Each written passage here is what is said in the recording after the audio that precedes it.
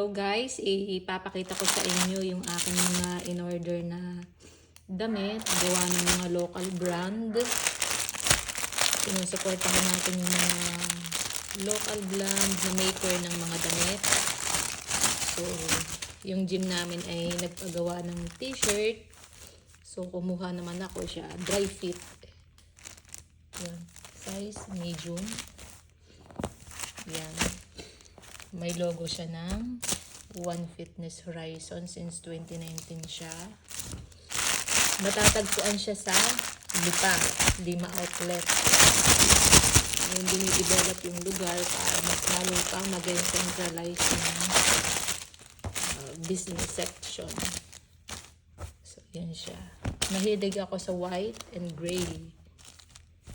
Yan. Ito siya.